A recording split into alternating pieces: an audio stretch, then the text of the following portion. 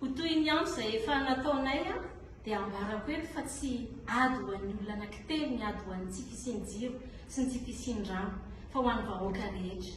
Ary anisany fanentanana izay natao dia tsy hoe akory hoe mitarika fotsiny ka mamela ny vahoaka amin'izao, fa mijoro eto izahay olom-boafidy, mpanolotsainy tanàna, solombavam-bahoaka, Antananarivo sy ny manodidina misy mbola avy any amin'ny lavitra aza miaraka eto mitaona antsika hoe mbola hiandry fotoana akoatr'izao indray ve isika tokony hijoroana.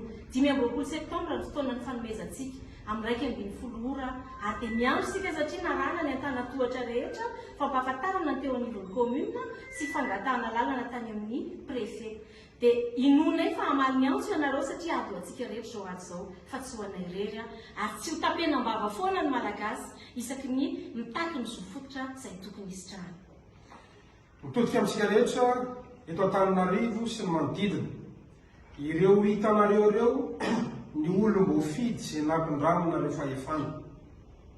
Manontany nareo izy any hitarika ny tolona, ny vahoaka malagasy no hitarika ny tolona. Koa miantso izahay, ianao izay tapaka rano, tsy misy rano sotroina sy sasana, miantso anao izay hiarany delestazy, na pomba fitondrana ianao, na manohitra ny fitondrana ianao, miantso an'andre mato préfet sy mivady aman-jana izay hiarany delestazy, ndao hiaraka hitaky aminay. Miantso anareo mpitandro ny filaminana izay hiarany delestazy ny tokantrano, ndao hiaraka aminay. Miantso anareo mpitsara sy tompona anaiky sy ny fitsarana, hiarany delestazy ihany koa nareo, ndao hiaraka aminay.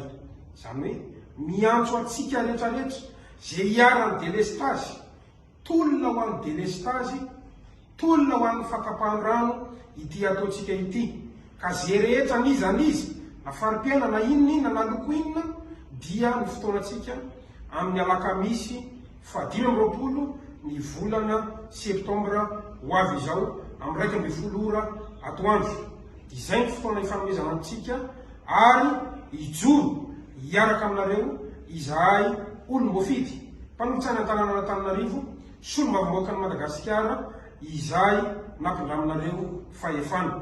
Miantso antsika rehetra, ianao ve vonona, izahay ireo efa vonona, ratsy androany dia iandro oviana isika, aratsy ratsy ianao dia iandro aniza isika.